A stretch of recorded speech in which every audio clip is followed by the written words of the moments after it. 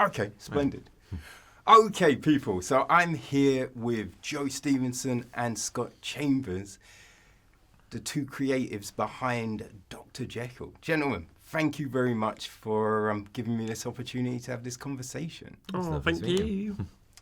So this is, pretty big, right? Because you're dealing with an iconic story with Dr. Jekyll and Mr. Hyde. And this is the first film under the new Hammer Studios, right? Yeah. So how does that feel, that responsibility, ushering these two big, iconic brands, as it were? I didn't really think about it when we were coming up with the concept of doing a Dr. Jekyll. I think it was more of a let's have fun. We kind of me and the writer Dan came up with a couple of concepts, and one of them was in the Mad Doctor territory, and it felt like, well, why are we not just doing the original? Like, why are we not just doing a Dr. Jekyll here? This is like what we're doing, really. And so it sort of it very organically turned into Jekyll, and then we started going and working it in that it was going back to the book and going back to the source material and kind of and making it Dr. Jekyll truly. And it felt quite liberating to deal with that material because it's been used so much in film that you don't have to be as religiously sort of holding on to every single detail of the book because people have seen it, people know it, and you want to surprise people, you want to do something new. And so I didn't really feel it when it came to that material so much as just making sure that people had the things that you want from a Dr. Jekyll film in there. But when it came to Hammer, that is a responsibility, and that does feel increasingly, the closer we get to release, it does feel incredibly intense, and that you just don't want, really also as well, because the people who are taking over Hammer are such lovely people. I really wanted the success for them. I want it to exist because it's important for the British film industry. It's a voice that has been missing. There's not really a home for genre filmmakers in the UK, and I want that success for them. I want it to really be a bit of a home run for them, and at least give them the confidence to really keep going at it. So yeah, I feel that weight. Yeah. And what about you, Scott? How did it feel on your side of things? Yeah, so I think I found out like mid-shoot. It was a Hammer horror film, I think. Yeah. But I've been a massive horror fan since I was about 7. So like to me, I was like, wow, that's freaking cool. So I was like incredibly excited. But obviously for me, there's not as much weight like from the acting point of view. Like, but I get it for Joe and stuff. Like, there's a lot going on. But yeah, no, I'm just very lucky and fortunate to be involved in the Hammer world. It's just mad. Yeah, because you've worked a lot in horror, it seems. Looking at your filmography, man. Yeah, so my IMDb's bloody just merged. It's not meant to have, but yeah, I do producing as well, and some idiots merged them both, so I need to try and sort that out. But anyway, so yeah, I produce loads of horror films, and yeah, I love doing it. I think it's great, and I think like the audience is genuinely one of the best audiences. It's like got such a committed fan base to horror. Like horror audiences, they just turn up. Whether it's in the cinema or at home on VOD, like they always turn up, and they like me myself, like especially with Hammer horror, it's like it's been absent for so long, but like every single freaking film they do is like cool, and you just know it's gonna be like it's gonna inflict some kind of emotion. It's like a very different type of horror. And yeah, I'm just excited. And I'm weirdly like on Facebook, I'm like on all these pages, like these horror chats and forums, just as a fan, and I keep seeing our film pop up. So yeah, it's really cool. Okay, well, yeah, I think Hammer is kind of the British Blumhouse. Yeah, 100%. So having your film be the first to kind of restart this new iteration must be big. And you had the world premiere at Fright Fest. How was that? That was lovely, and it was a really strange point in this film's journey because we knew that we wanted to tighten a couple of things, and we were kind of going, look, right, but we wanted to let the horror audience be the first people to see it. So it was fantastic to be part of Fright Fest, but we also knew that there were going to be some slight tweaks, and we're going to tidy a few things up. And on top of that, I knew at that point that, a week before the Fright Fest screening, I knew that the Hammer deal was a go. Right. Which obviously it wasn't public. And I couldn't tell Fright Fest that I knew that. And so I was in this really weird place where we were sort of like having to sort of slightly downplay it and not really sort of say anything. And then at the screening, as I went in, I was speaking to Hammer and I was going, can I tell the audience that this is a Hammer film now? Do we know, can I say that yet? And they were waiting to sign a very long document. And they were literally doing it while the screening was happening. So that then by the end of the screening, came down for the Q&A, and I would literally pass one of them who was kind of secretly there. I was like, do we have a go on this? Can I say it's Hammer? And he was like, no. And so I was walking downstairs, going to the Q&A, and I walked out, and then the question was asked, like, is there anything that, we could tell us about the release? And then just from the audience, it just went, it's signed. And I could go, there we go. It's been that tight of a journey that it's been really, because we knew that it seemed like such a missed opportunity not to release for Halloween weekend. Yes. And so we knew that we wanted to get going for that. So it's been a not a rush. We've had the right amount of time to get the right things done. But it's been intense. But I will say, right, not being able to let anyone know beforehand that this was a new Hammer film. Yeah. There's something to that. Because you find sometimes people gravitate to a thing because it's part of a brand. Yeah. Right? Rather than actually looking and going, yeah, that looks interesting. Yeah. So knowing people had that interest, knowing that everyone came to the screening just on the back of you guys, right? Yeah, that's nice. Yeah. That's big, right? Yeah. Because they didn't come because it's Hammer. They came because it's Joe and Scott. No, right? That's why they came. Eddie and Dr. Jekyll.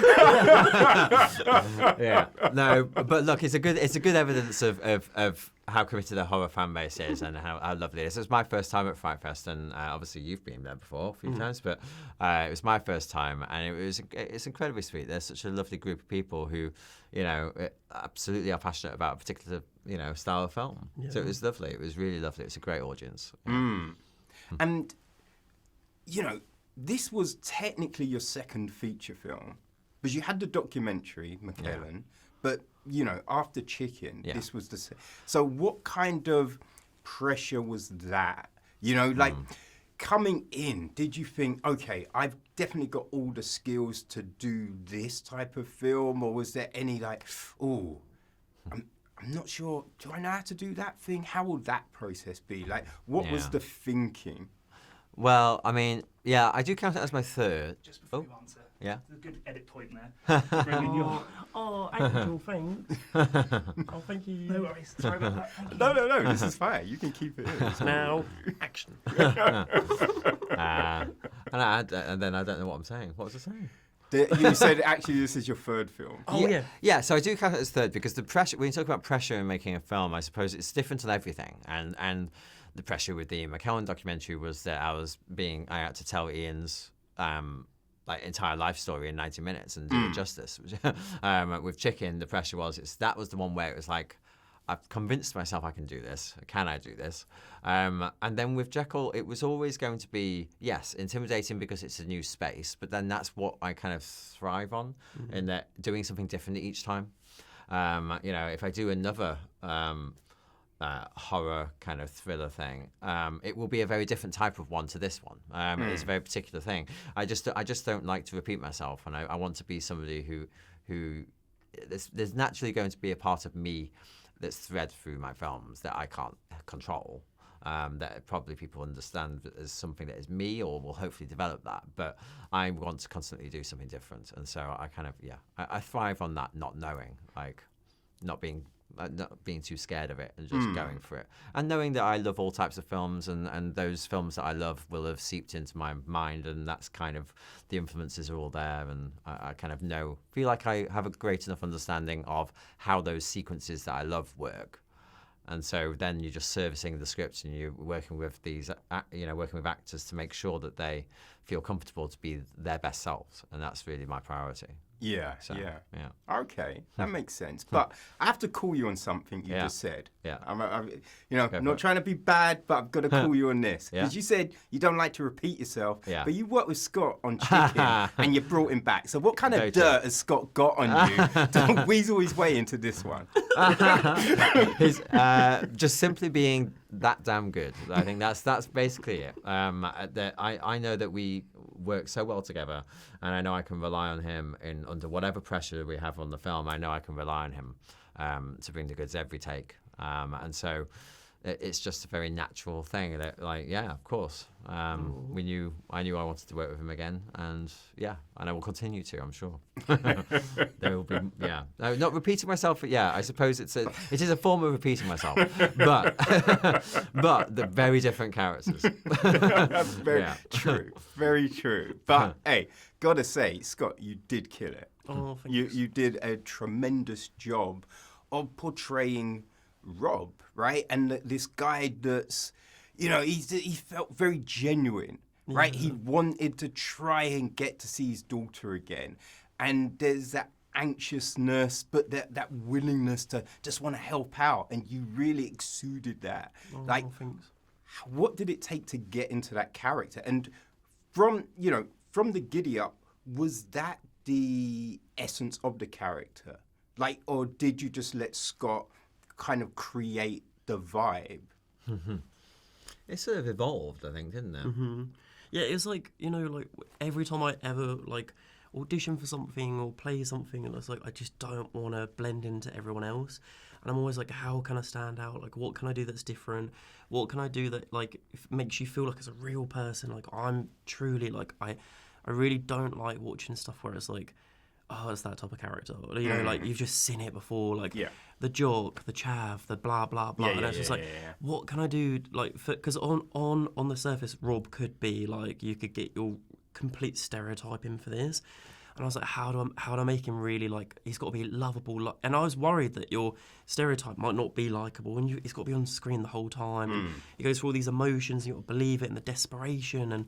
But I actually looked at stuff like, Euphoria. I actually really like what Zendaya did in that, because I felt like that was a different version of someone that was on heroin addiction. Obviously, with Rob, it was in his past, but it's something I had to really get in my head because, I'm so pathetic. I've never even done weed. Like, I've drunk it. Like, I don't even, Anyway, so... So much for method acting, Scott. You know what I mean? If you were Daniel Day-Lewis, he would have been like shooting up like, how's it feel? I'm not.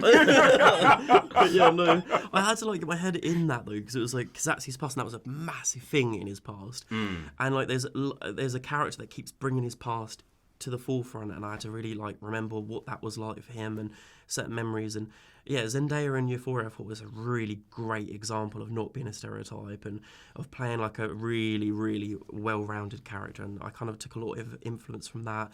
Watched a load of documentaries on Channel 4 about drug addiction and stuff.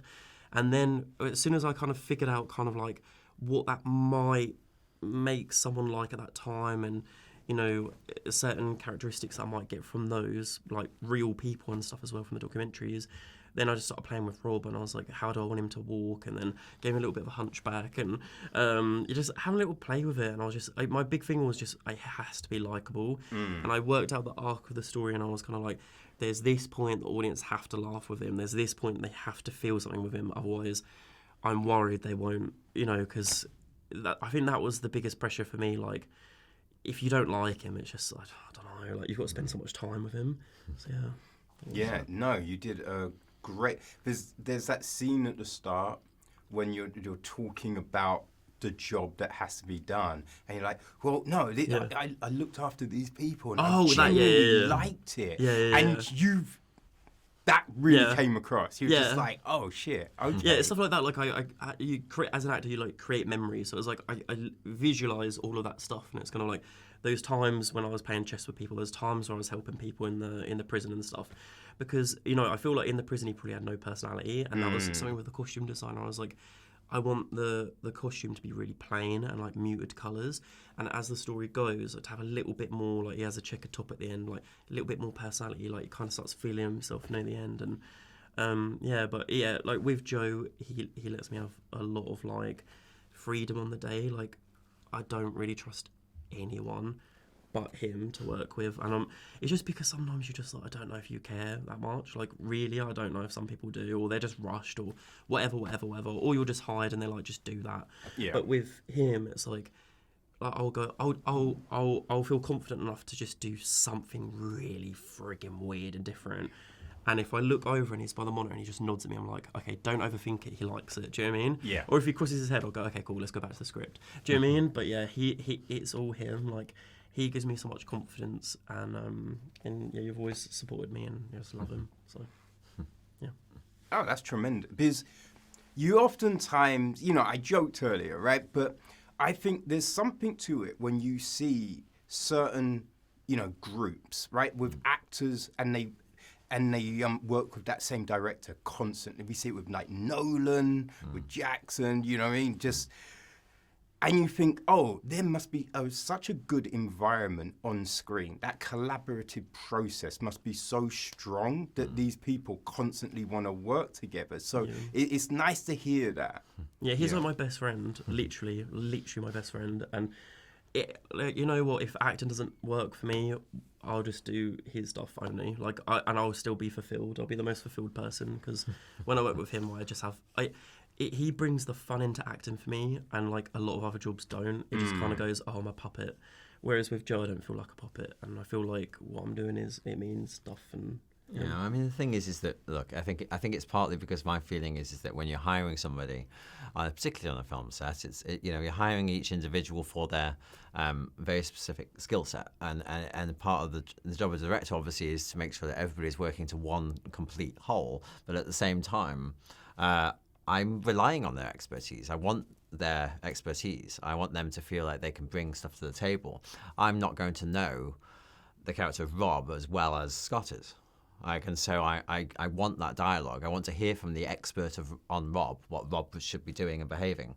And obviously there'll be times where I go, I obviously have to kind of make choices, and we kind of, hopefully we agree on most of those choices. Yeah. But it's that kind of thing where I just want everybody to feel free enough to be able to do their job. But you're also so approachable, like literally. Like, I know this sounds silly, like even like the runner on set can chat to Joe when he's down a fag outside. That's not massively normal. Do you know what I mean? Like, he's so approachable to everyone on that set, and like I don't know, you truly create, like, I'm a massive fan. Like, I really think he's great. So, yeah. Okay. And I mean it. Next question. It's getting awkward. Hey man, take the flowers, you know what I mean? No, it's very nice. It's very lovely to hear, obviously.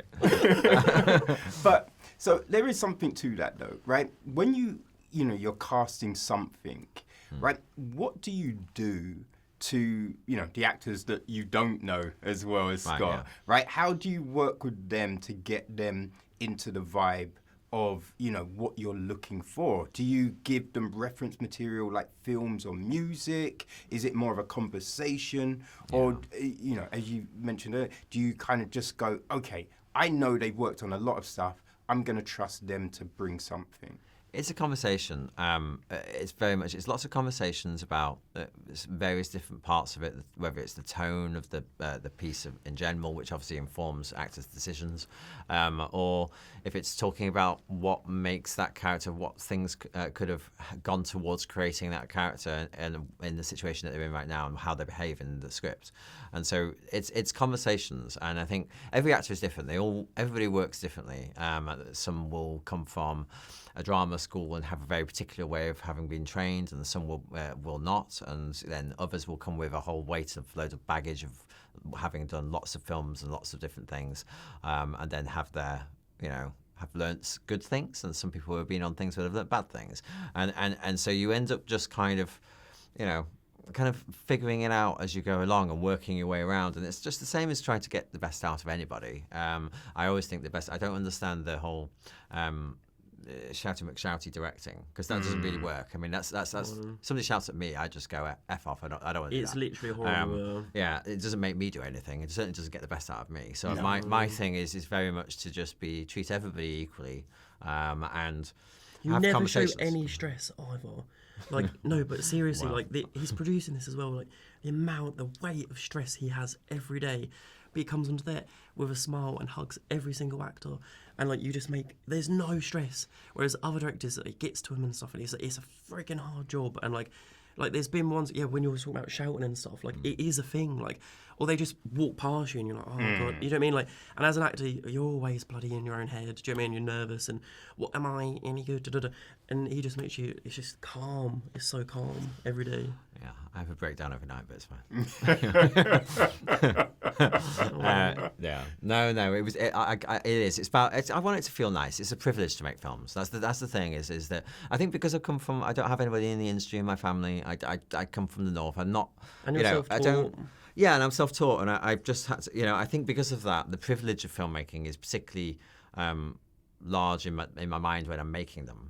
That I sort of think like, look, it's stressful, sure, but it is only a movie, and we all really are actually privileged to do this job, and we should really enjoy it. And because you never know when you might, whether you'll get another one, B, whether it'll be any good, whether just let's enjoy it.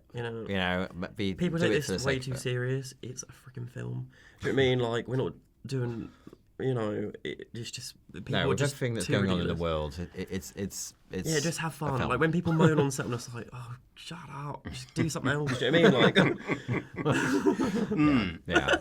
Well, it is just a movie, Yeah. but the enjoyment that it brings to people, Yeah. right? But you only get that enjoyment when there's the enjoyment on the set. Because you so. clearly see the difference of a stressful set, a stressful production in the quality of the end product. So I it's think so. just great that you're able to, do this. Yeah, I mean, we say just a film. I mean, I think it's more just in the wider film we think of it as that when you're doing it. But at the same time, yes, no, absolutely. The ability for film to be able to reach people and touch people. That's ultimately that's the end kind of lofty kind of hope of a film, is that no matter what the emotion is, whether it's crying or kind of whether it's laughing or being scared or whatever it might be, that whatever you're trying to elicit from an audience, it's a very powerful tool, and it's lovely, and this is why doing this film, this is the one where I suppose I've designed it the most to be seen with an audience in a cinema. And it's because, it's an escape to be in a room with people you don't know, all feeling the same things, all laughing and all having fun. That's why I went into this and what I've always dreamed about doing since I was like 5. So I've lost my train of thought entirely. But that was kind of, Yeah. Going into this, what did you think would be the biggest challenge? And at the end, what actually was the biggest challenge? Well, for me, I suppose I think it was partly that I knew that I wanted to make a film that ultimately was supposed to cost 5, 10, 20 times the amount of money that we had. And so there were certain practical things that I knew were going to be a problem. I knew I wanted to light the way I wanted to light it, and that in itself takes time. There's a reason why films cost as much as they do. And it's time. It's mostly time, because you can do things with a small crew if you've got loads of time. And I knew that we were going to be really up against it in terms of trying to get that quality through, and make sure the production value was on screen, and that it could own the space and feel like it owns the big screen. And so that was the intensity for me. It was finding the way to sort of make that happen and not take away from the time that the actors had on the screen to do their job. Because it's all right making everything look very pretty, but if what's happening in front of the camera isn't perfect, it's all for nothing.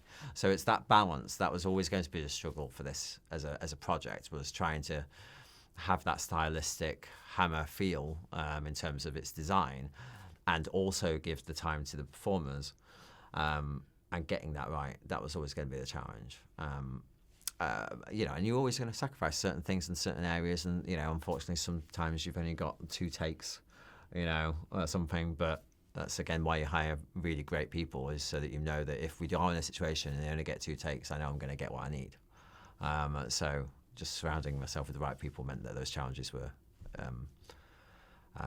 hopefully, people will think, overcome.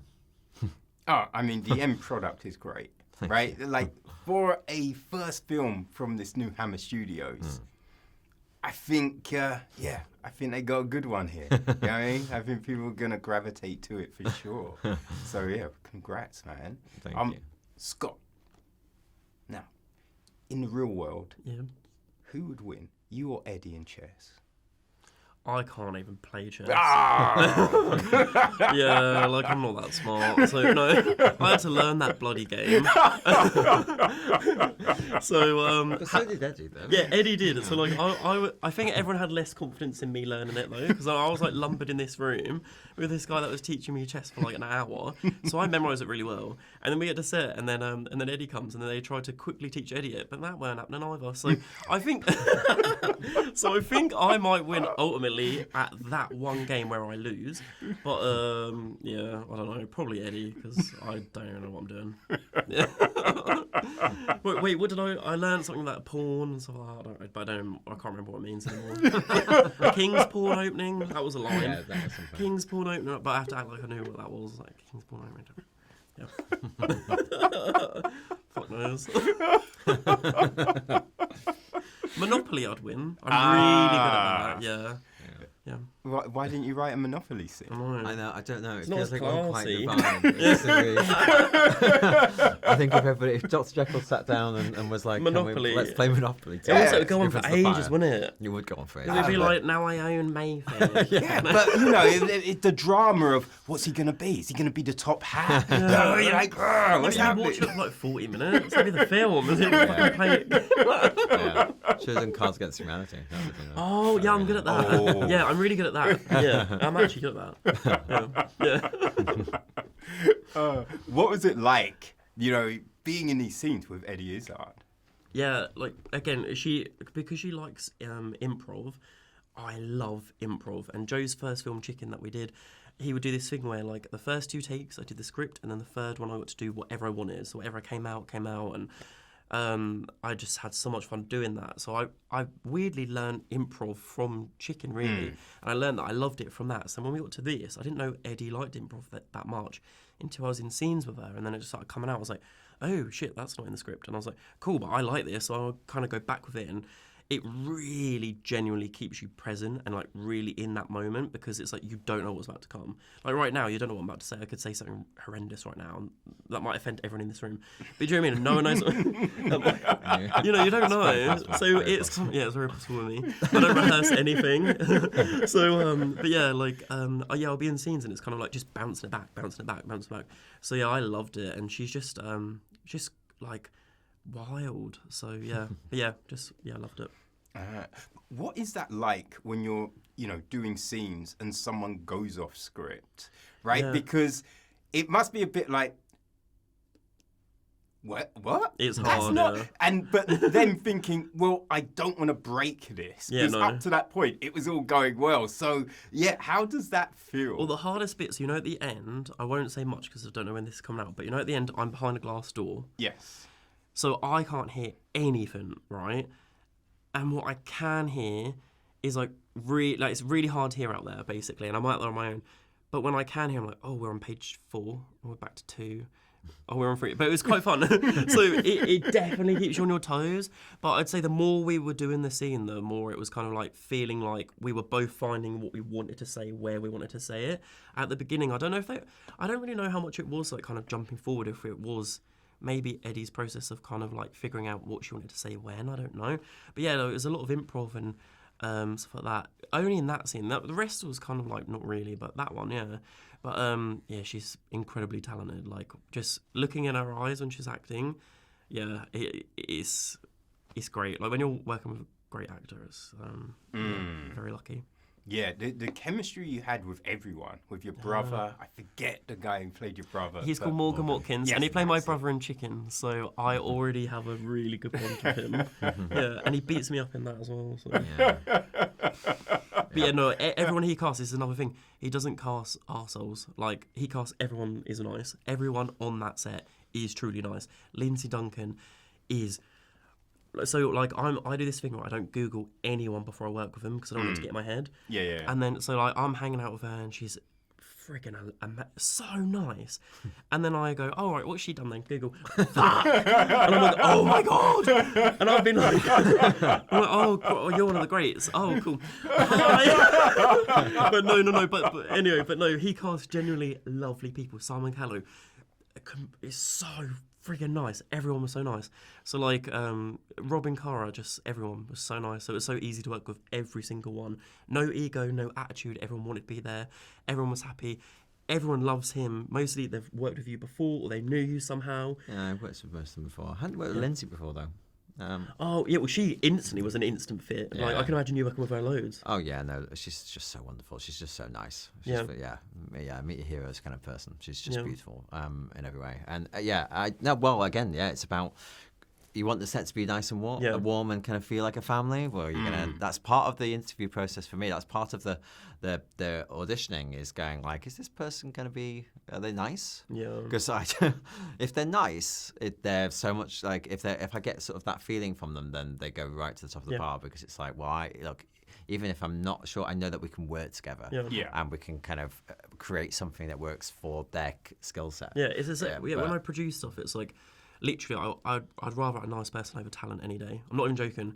I'd rather a worse actor, but they're like just amazing on the day. Do you know what I mean? So then, when you find a cast of people who are not that incredibly talented, no, shit, that sounds good. But you know what I mean. But then you find a wonderful cast of people who are lovely and talented. That's the dream. That's what we had here. Yeah, definitely. Yeah, when you do castings, and you're talking to these people, sometimes you might come across someone you think they're great but not right. Do you keep them in mind for future Definitely, projects? yeah, absolutely, yeah. There are people who I know that I've worked with before, and they've maybe had a small role, and I'm like, oh no, I really want to find an opportunity to kind of bring them in. It's that company of actors kind of feeling that's just so nice. It's lovely to kind of have familiar people around you and people you can trust. And as soon as if somebody comes in for an audition and they're really great, but they're just not quite right for the role, or there are business reasons why they can't be cast in the role, then absolutely. Because I always hate those, particularly when it's a business decision, which happens a lot, obviously, especially in independent film, where you do have to try your hardest to meet a certain sort of criteria. I hate that. They're the worst decisions because sometimes you just want to be able to have the ability, and you don't get that until you're Chris Nolan. But like the ability to cast whoever whoever is exactly right for the role. And yeah, I've tried my hardest to do that wherever I can. But yeah, I know when I can't, I'll always remember that person. But you also work like, American Horror Story. It has like the same cast, they just play different roles. Yeah. That's the great thing with him as well, because it's like, with me, like if I audition for this, typically you get the audition at like 4 p.m. the night before, and they're like, you're going at 11, learn 20 pages, and you got to play an ex-heroin addict. It's like, oh fuck. And then, I probably ain't going to get it, right? Just because it's like, you don't have enough time to do this. But as an actor, the point is that you act. And I feel like so many people forget that. And like so many people just want you to just be Scott, and it's like, oh, just like if that's what this is about, just sod it. But with you, you're like, you truly believe in acting, and you'll go, and that's what I love about the whole American Horror Story vibe. He keeps bringing people back and gives us such different characters, and I love that. I love stuff that's hard, and I'm like, oh shit, I'm not gonna do this. And like Nick, there's a lot of people like Morgan is back in it, and. I'm going to forget now, but there's loads of people that you keep bringing back, like Milo Parker, he's amazing, and you give him different roles, and do you know what I mean? I It's a bit like a just theatre shot something company. and got Eddie to come and do a cameo. Yeah. So yeah, no, absolutely. It's lovely. Yeah, it's like a theatre company. It's like, and it's kind of like how the studios used to work, with like the production companies and stuff. They used to bring people back for multiple films. The studio system with people on contract. Yeah, I would totally do that with you. Yeah, I'd do that. I'd love to do that. Oh man, like now it's all done, as it were. You premiered at Fright Fest. Like, what's the feeling like? I think everybody's really happy. I mean, we had the Leicester Square premiere last night, and we had a nice big sort of like hammer party as well. And the feeling in the room was really, really wonderful, and really, and everybody's reacting in the way that I hoped they were, gasping in the right places, laughing in the right places, and that's all you can really ask for. And I think whatever happens herein, obviously we release Friday the 27th of October, so a few weeks time we'll see how ready audiences are to go and give a film that perhaps is not the normal standard fare, Hollywood fare, a shot, and I really hope they do. I think it's going to be a fun ride. but I'm very proud of the where it's ended up. It's been a long journey. It feels very long. We only shot it last year, but still. It's been Yeah, a long all for time. you, like, like literally, like the whole producing. It's years ago, isn't it? Like I remember getting this script from you, or having a phone During call with COVID. you. Yeah, I was walking my dogs, and he was like, rang me. And was like, hey, I was like, so there's a project that you might be good for. Da da da da. And I was just like, that's Well, that so long wasn't the ago. case. I literally, I was like, No, this were has you been explaining written for it? you. Well, yeah, but when people say that, right? When people say that, you're like, this ain't a thing. But then he is like my best mate, and I'm like, there is gonna be like, I believe that he wants to do this, but you never know. And like, I don't know, like other people, like there's been people in the past that have gone, Scott, I want to give you this, and then a name gets it, and I'm no one. So and that's again why I'm so thankful, because it's like really he could have got. There's a lot of boys out there my age, my casting, who have done more than me, and he could have got them very easily, and just given me the opportunity. And last night my mum and dad were there, and it's just an experience that people like my family ain't ever going to forget, so just really nice and special. But something like this is a great calling card, Yeah. right? Because, as you said, right, there are times and you see big names get certain roles. Like you hear someone's up for it, but then it goes to this big name. Yeah. And a lot of the times, you just have them as them. Yeah. You know what I mean? And you really see it in animation voice work. Right, yeah. And it's just like there's no acting. It's just it's just someone being someone. It's so lazy. Yes. Literally acting. It's so friggin' annoying. And like when I get these auditions and it's like, come in tomorrow and do all this, it's like, are you joking? Do you know what I mean? Like like it's not going to be a thing. Like, do you know what I mean? Like doing this accent and do it like, oh, you're going to play a serial killer tomorrow morning at 11. It's like, oh right, it's 4 p.m. right now, and you want me to be off? But it's just, I don't get it. Like I actually don't get it. And as a producer, I'm like, when we audition people, I give them a week. 'Cause it's just like, to give them an actual shot at doing this. Do you know what I mean? It's just. But yeah, like, I don't know, like, the industry, like, annoys me. It is lazy. And, like, even when I get cast in some things and they go, and I'll come up with all these ideas and they go, just do Scott. And it's like, oh, and it's like, mate, come on, like, let's try and create a character. Like, I don't, I'm playing X. I don't like Scott. Do you know what I mean? Yeah. But, yeah, I just don't get it. And the industry is so annoying because it is the same names getting used over and over and over. But with this, with the UK, it's kind of like with horror especially, there is no Blumhouse. Do you know what I mean? And I so feel like, we have horror, there is so much money in it and there's such an audience for it. And it's like, let's fucking bring horror to the UK, like, properly. Do you know what I mean? Exactly. And I And hope that's this what, happens. obviously, and that's the ambition with Hammer, and I think they've absolutely got it. I think that there's, they they've got really the can do it. motivation to do it, and they are going to, I think, now. Yeah. I think, but there's no fun seeing.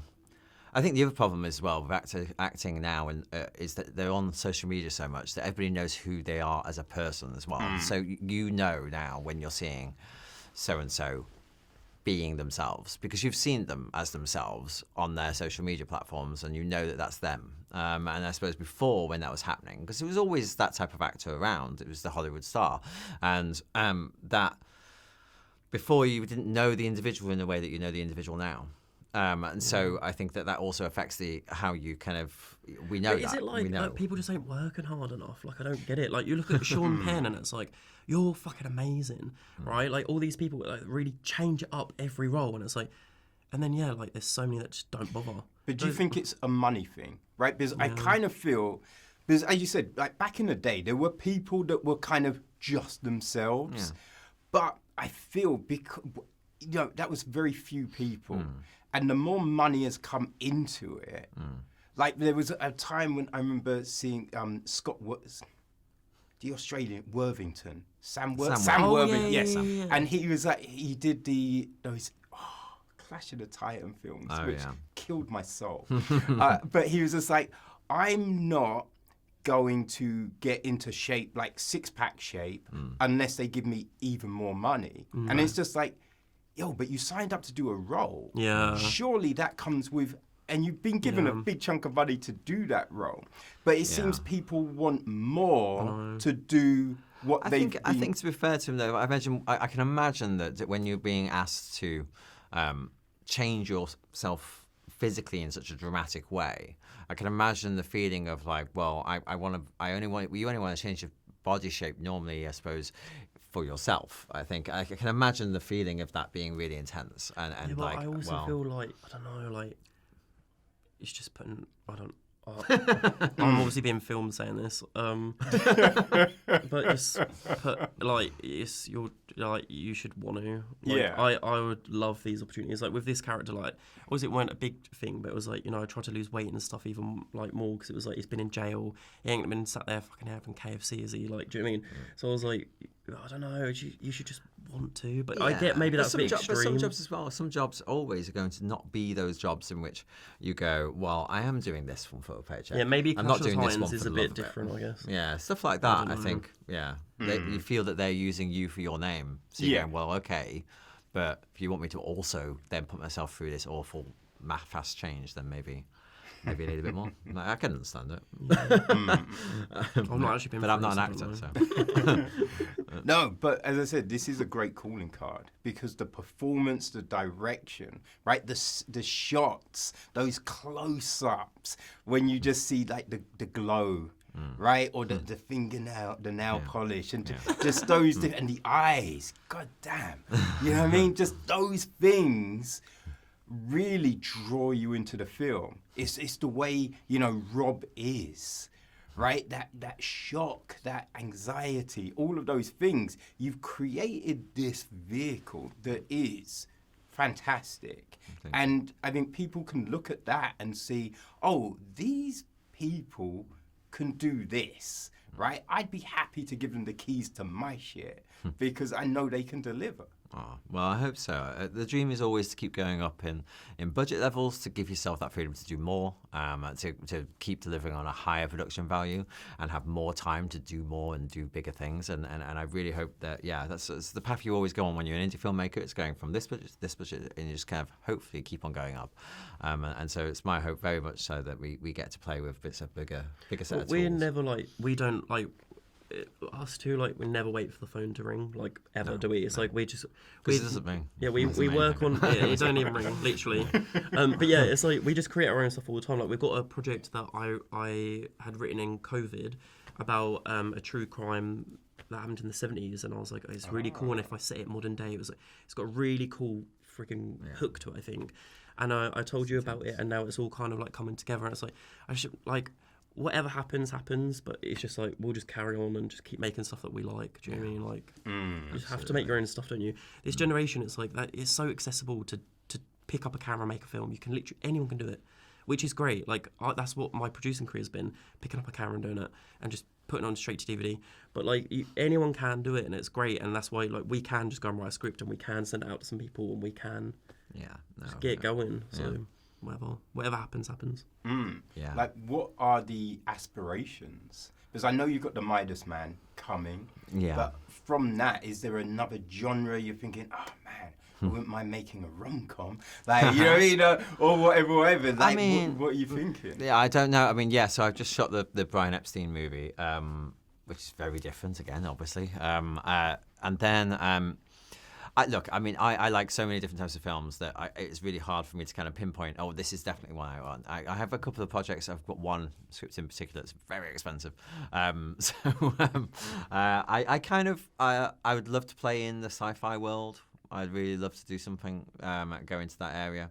I love the fantastic. I love being able to tell stories that have an element of fantastic. And that could be something, it can be spooky and crazy, or it could be, romantic and epic. And, there's so many stories that I want to tell. And that's, I suppose, why I don't really stop if I don't wait for a phone call, because if it doesn't come. And I have so many stories that it bothers me at night. I worry, am I going to get to tell that story ever? Somebody else going to get that book before me? Am I, because there's one book in particular that I'm just it's mine. I have to do it. And I'm desperate for no one else to do it. I want to do a musical. Right. That will be one that I actually probably won't be in because I can't sing. Oh no, that would be fun then. That'll be one. That's a joy. I'll be the front singer. Yeah. No. Talk about transformations. It ain't gonna happen. Oh, well, gentlemen, this has been a straight pleasure. Thank you so much for your time. Thanks. Now, before we go, let people know how they can follow what you're doing. Oh, well, I guess the best way is just on Instagram and Twitter. And that's the only way I can ever communicate with anybody. And I'm really bad at it, so I really don't post much at all. Only when I've done some work. So that's the only way. That's the best way. And your username is? Just my name, Joe Stephenson. Joe Stephenson. Simple. Okay. And I can't remember what my Twitter is. Don't use Twitter, really. I just use it for news. But I do use Instagram, Scott That's Chambers. news, yeah? Yeah, just like Not like news. refresh it. It sounded a bit like Oh news. no, not nudes. News. Yeah, just keep it just diction. Sorry, Scott Chambers _ and I do post stuff that is not work related as well, with loads of weird shit. So yeah. Okay, well, that's tremendous. People, check out Dr. Jekyll the 27th of October. Yo, Hammer are coming back. Thanks to these gentlemen. You will not be disappointed. Thank you. Thanks so much. Oh. Lovely. Oh, that was great.